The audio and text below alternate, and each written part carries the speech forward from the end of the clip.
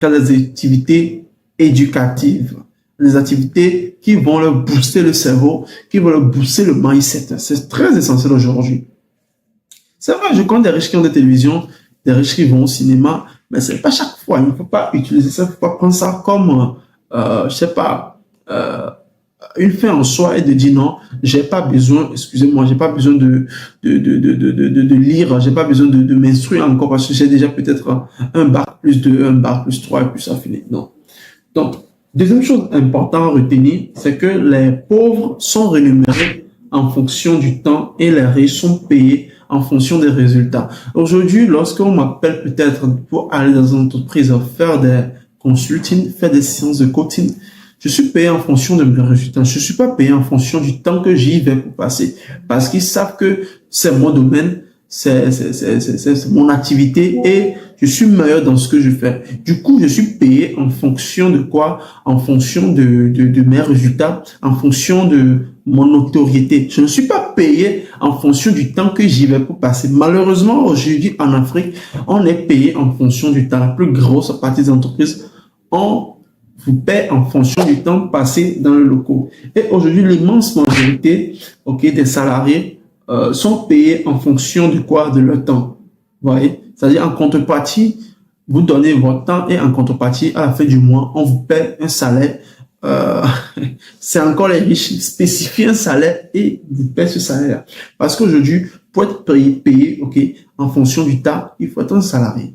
Mais la plupart des riches que je connaisse ont été des salariés, avant de devenir entrepreneur, avant de devenir maître de leur propre business. Et aujourd'hui, vous devez comprendre que la rémunération horaire, c'est quelque chose qui s'en va vers un lieu où on ne peut plus l'attraper. Aujourd'hui, tu vas voir des travails par heure qui sont tellement minables. Mais comment faire? On est dans un continent où on est en sous-développement, il y a la pauvreté extrême et on est obligé de rentrer dans ce cercle vicieux-là et d'y faire avec. Ce qui fait que la génération future qui vont arriver vont beaucoup du mal à s'adapter à cette génération parce que ça devient une question d'heure. Vous travaillez en fonction de l'heure, on vous paie. Et bien évidemment, en Europe, pour ceux qui ont déjà voyagé, même pour ceux qui ont déjà voyagé sur le Ghana comme moi, dans les pays, quelques pays de la sous-région, vous allez voir que dans ce genre de pays-là, la plus grosse partie du travail est rémunérée en fonction du temps que vous donnez. Et vous devez comprendre que les riches, quant à eux, ont une valeur ajoutée à ce qu'ils vont vous donner. Les riches ne sont pas facturés en fonction de leur temps, mais les riches sont facturés en fonction de la connaissance qu'ils vont vous donner, en fonction de ce qu'ils savent faire.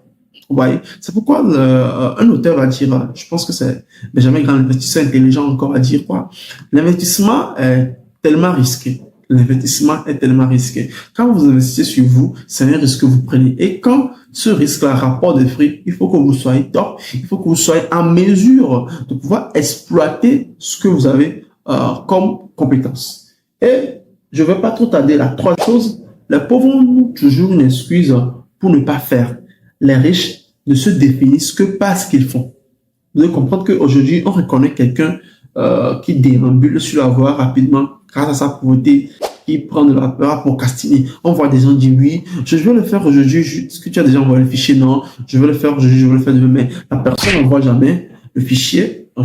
Ça tourne. La personne n'envoie jamais le fichier. La personne ne fait jamais le travail. Dit aujourd'hui, je vais le faire. Tu appelles peut-être le menuisier, dis oui, je vais venir à telle heure.